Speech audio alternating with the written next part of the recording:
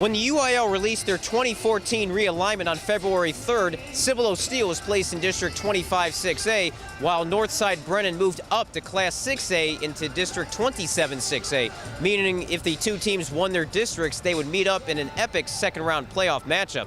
Well, 292 days later, that's exactly what's happening here at the Alamodome as the number 5 Brennan Bears taking on the number 9 Cibolo Steele Knights. Teams coming in with a combined record 21-1.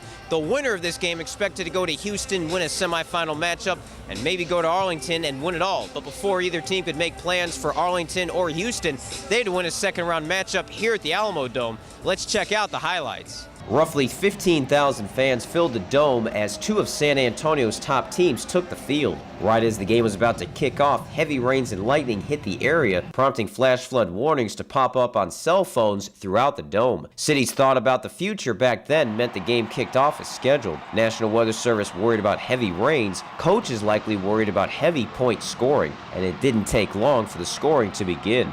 Second play of the game, Steele running back Jalen Harris ran all over Brennan's defense on a 61-yard touchdown run going right, then left. Made it 7-0 Knights 43 seconds into the game. Brennan drove right back down the field on their opening possession. Senior quarterback Deshaun Key ran left 28 yards to the Steele 32 for a first down. Later in the drive, 4th and 1 at the Steele 23, Key fielded the high snap, found a hole for a couple of yards to extend the drive.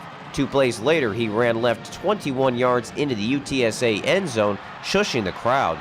PAT failed though, so Steele still led 7-6 4.5 minutes into the game. Steele responded right away as quarterback L.G. Williams and Jalen Harris ran the ball right down the field.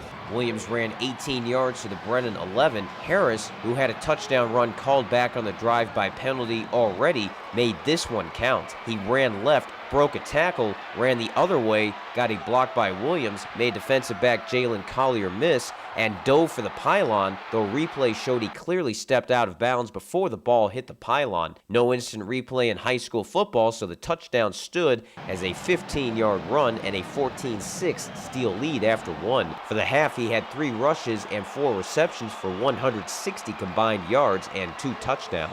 My coaches told me that everyone's gonna be a big part, but I was gonna have to do something extra this game, and I stepped up to the challenge, I hope, and we got it done. It was great.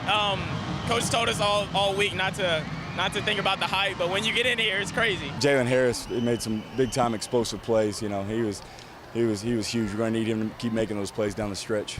Brennan went 3 and out of their next possession, which gave the Knights the equivalent of a tennis service break. Next Steele drive, Williams felt the pressure, stepped up in the pocket, and threw into double coverage for Harris. It was a perfect strike as he caught it in stride for a 50-yard completion. It set up a Caleb James 37-yard field goal, and Steele led 17-6. The first time all season Brennan trailed by double digits in a game. Bears drove it to the Knight 36 on the ensuing drive. Faced with a 3rd and 19, Key scrambled all over looking for any receiver.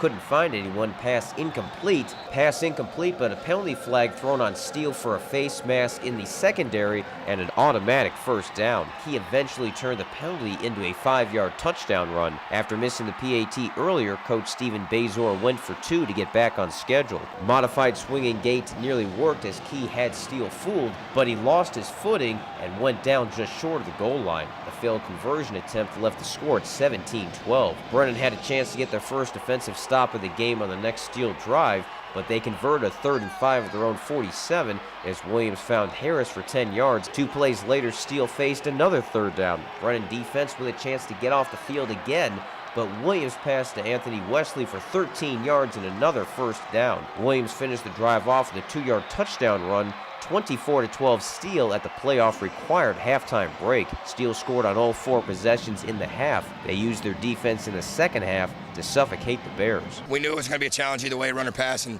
they're a super balanced team with a lot of playmakers, and we told him it was going to come down to, making the plays or not making the plays, and making mistakes and not making mistakes. And we made it, had a few missed assignments, plus they made great plays, so when you do that, it's tough to win. It's tough enough to come back against Steele, but Brennan would have to do it blind. The thunderstorms that hit at kickoff outside the dome dropped nearly 2 inches of rain, and that contributed to power issues at the building once home to the Spurs. All the scoreboards, video boards, and play clocks were out and would stay off for the second half. Back judge timed the play clock and game clock for the rest of the game. Brennan drove to the Steele 35 to start the half, but faced a 4th and 6. Key's pass complete to Dane Thomas, but he was stopped short of the line to gain, and the turnover on downs was just the start of Steele's second half defensive masterpiece. Brennan finally forced a Steele punt, but the Knights flipped the field deep into Bear territory, and Key was not able to pull off a big run or pass in the second half as the Bear offense went into hibernation. Referee Greg Maxwell, who was a replacement NFL official in 2012, signaled the end of the third quarter. That's big because Steele's defense in 11 games had surrendered just 3 points in the fourth quarter. First Brennan offensive play of the quarter,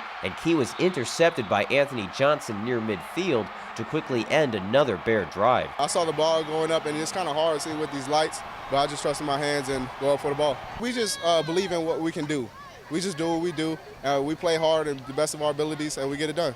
A 9-minute drive by the Knights was finally stopped by Brennan on downs at the 6. Although Cibolo Steele didn't score any points, they left the Northside ISD team with about 2 minutes left, and the Bears about to lose their first game to a San Antonio team in 3 years. Key sacked on the final play of the game as time ran out on Brennan's chances of going back to Arlington. Deshaun's a great player, and we emphasized keeping him in the pocket as much as we can. And I think we did a great job with that. So, the 2 touchdowns, he's a great player, so it's going to happen. It didn't happen enough as Steele fans celebrated the 24-12 win, the fewest points scored by the Bears since the 2012 quarterfinals. By the way, the last 2 teams to beat Brennan, Cedar Park in 2012 and Denton Guyer last year, both went on to win the Golden Trapezoid. Hey, that's news good enough to dance to.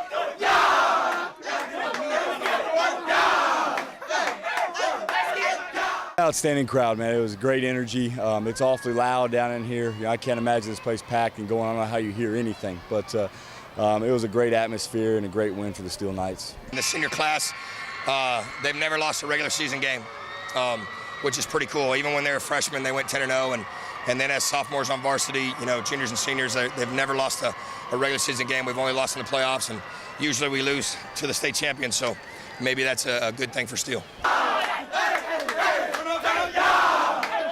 Hey, Scott Lenhoff, not only is he a pretty good coach, he's a pretty good dancer as well, as the Knights dance their way past the defending state runners-up into the third round of the tournament. While they say time stops for no one, well, when the clocks went out in the second half and no one knew how much time was left, Steele made sure that time didn't matter as they knocked out Brennan. Reporting from the now dark Alamodome here in San Antonio, I'm Greg Sherman for TexasHSFootball.com.